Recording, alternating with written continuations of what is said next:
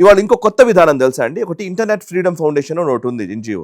నేను ఇప్పుడు దాని గురించి మనం నెక్స్ట్ లైవ్లో మాట్లాడదాం. ఇంటర్నెట్ ఫ్రీడమ్ ఫౌండేషన్ అనేది ఏంటంటే వాళ్ళు ఏం చెప్తున్నారంటే అక్కడ విద్యార్థులకి ఒక tool kit, almost it's like guide lines ఇస్తున్నారు. ఏమని అంటే మీరు మాస్కులు పెట్టుకుని వెళ్ళండి, మీరు అదేంటి మీ ఫోన్లలో మీరు మీ ప్రైమరీ ఫోన్ని ఇంట్లో వదిలేసి వేరే ఫోన్ తీసుకొని వెళ్ళండి, అండ్ మీరు ఈ సీసీటీవీలు ఇట్లాంటి కెమెరాలు పెట్టి అక్కడ వాళ్ళు నిఘా పెడుతున్నారు కదా, సో ఈ పర్టికులర్ ఫేస్ రికగ్నిషన్ టెక్నాలజీని ఉపయోగించి మిమ్మల్ని అటాక్ చేసే అవకాశం ఉంది, మిమ్మల్ని పట్టుకుంటారు. సో వాళ్ళకు దొరకకుండా మీరు ప్రయత్నం చేయండి, మాస్కులు పెట్టుకోండి, క్యాపులు పెట్టుకోండి, సన్ గ్లాసెస్ పెట్టుకోండి. ఓకే, ఏం చెప్తున్నారు? నిజంగా విద్యార్థులు సక్రమంగా పోరాడే వ్యక్తులైతే వాళ్ళకేం భయపడాల్సిన అవసరం లేదు. ప్రజాస్వామ్యయుతంగా చేసే నిరసనలు అయితే భయపడాల్సిన అవసరం ఏంటి? ప్రజాస్వామ్యయుతంగా కాదు కదా ఇది. అంటే నువ్వు దాడి చేయాలన్నా, ఇంకోటి చేయాలన్నా మేము ఇష్టం అంటే వాళ్ళకేం దొరకకుండా ఉండడం. మళ్ళీ వీళ్ళు ఏం చెప్తారు? ఇంటర్నెట్ ఫ్రీడమ్ ఫౌండేషన్ అంటే ఏంటి? వీళ్ళకి ఇంటర్నెట్ అందరికీ ఉండాలి, కానీ మళ్ళీ ప్రైవసీ ఉండాలి మాకు. మీకు అర్థమవుతుందా? ప్రైవసీ ఉండాలి మళ్ళీ మాకు. ఇంటర్నెట్లో ఉంటాడట వాడు ఇన్స్టాగ్రామ్లో మాట్లాడితే పొద్దున్న లేస్తే పొద్దున్న నుంచి సాయంత్రం దాకా పళ్ళు తోముకున్నాను, పడుకున్నాను, అక్కడికి పోయాను, ఇక్కడికి పోయానని ఇన్స్టాగ్రామ్లో పోస్టులు చేసుకోవచ్చు. కానీ ఆ ఇన్స్టాగ్రామ్లో పోస్ట్ చేస్తున్న వాటిని మానిటర్ చేస్తే ప్రభుత్వం మాత్రం వీడికి కోపం వస్తుంది. అప్పుడేమో మా ప్రైవసీ దెబ్బతింటుంది. అంతే కదా. నేను ఇప్పుడు ప్రతి యాప్కి అన్నీ ఇస్తాం, మనం కాంటాక్ట్స్ అన్నిటికీ యాక్సెప్టెన్స్ ఇస్తాం కదా, మనం అప్రూవ్ చేస్తాం కదా. మనం వాడు అడుగుతుంది ఏ యాప్ డౌన్లోడ్ చేయాలన్నా కానీ అవన్నిటికీ మేము అప్రూవ్ చేస్తాం. కానీ ఆధార్ అడిగామనుకోండి మేము ఒప్పుకోం, గవర్నమెంట్ మా ప్రైవసీని తీసేస్తోంది. ఆమ్నెస్టీ ఇంటర్నేషనల్ ఒక స్టోరీ రాసింది ఒక 2 ఏళ్ల క్రితం. ఆమ్నెస్టీ ఇంటర్నేషనల్ వాళ్ళు ఏంటంటే హైదరాబాద్ గురించే స్టోరీ, నేను మీకు పంపిస్తాను అది కావాలంటే. ఆమ్నెస్టీ ఇంటర్నేషనల్ ఏంటంటే మన హైదరాబాద్లో అంట విపరీతంగా సీసీటీవీలు ఉన్నాయట.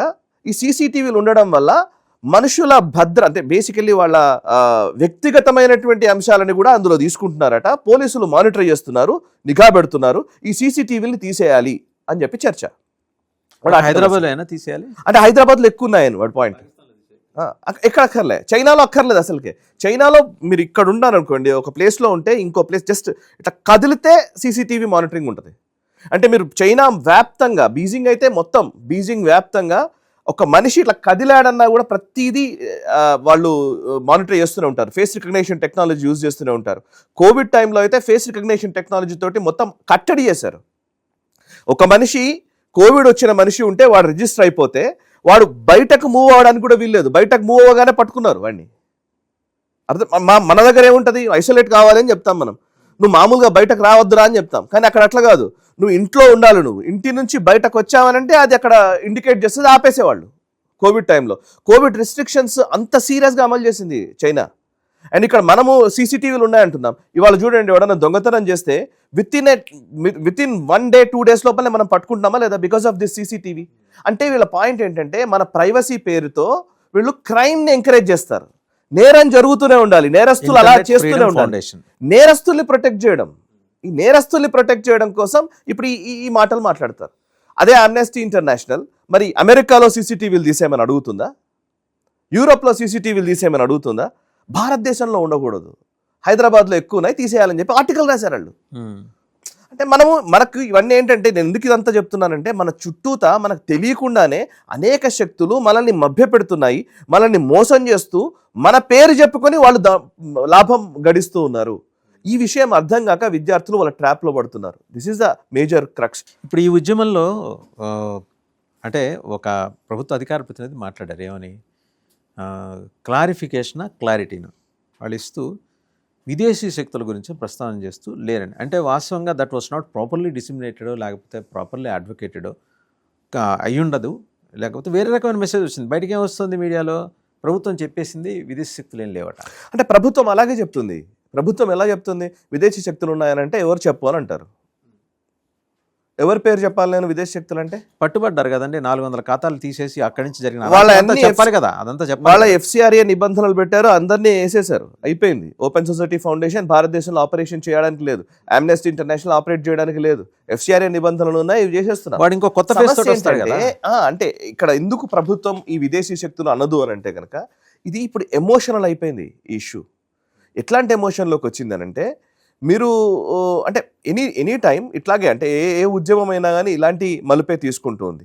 విదేశీ శక్తులు వీళ్ళని నడిపిస్తున్నాయి అన్న ప్రతిసారి మేము విదేశీ శక్తులం ఎందుకు అవుతాము అనే చర్చ మొదలవుతుంది. అసలు విదేశీ శక్తులు అనకుండానే మనం మాట్లాడవచ్చు,